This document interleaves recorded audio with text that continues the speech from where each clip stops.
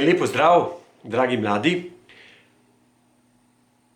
Zadnji teden pred veliko nočjo je in včasih si kdo reče, joj, pa se moramo kar pripraviti še na tole veliko noč.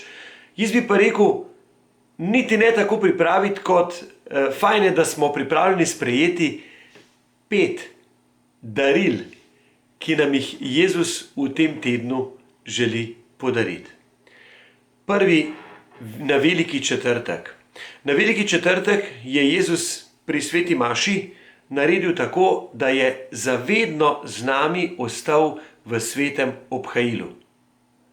In lahko ga kadarkoli obiščemo v cerkvi, lahko ga pri katerikoli sveti maši celo sprejmemo svoje srce in odnesemo s seboj domov v življenje.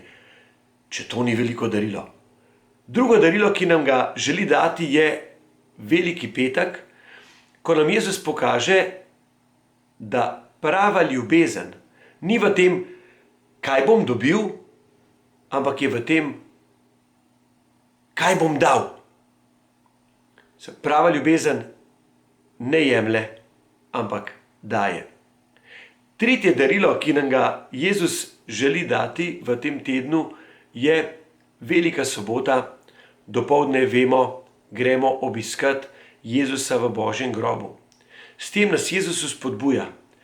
Če je kdo v stiski, ga pokliči, ga obišči, ga vzpodbudi, ga opogumi.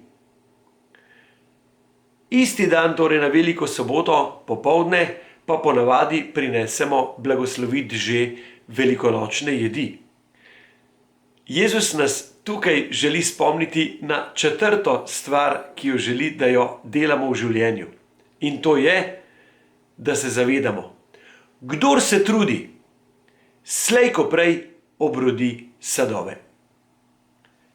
Cel postni čas smo se trudili in zdaj uživamo sadove, ki so dobri. In potem na veliko noč pa nam Jezus želi podariti še 5. darilo in to je smerokaz, da vemo, kje je naš cilj, kje je cilj našega življenja. Saj se nam zgodi v življenju vse sorte, od slabega do dobrega, počas trpimo, počas se veselimo, ampak Jezus nam želi povedati še tole. Ne pozabite, na koncu življenja vas čaka prijateljstvo, veselje in sreča v nebesih. Teh 5 stvari Jezus ponuja tudi tebi. Jih sprejmeš?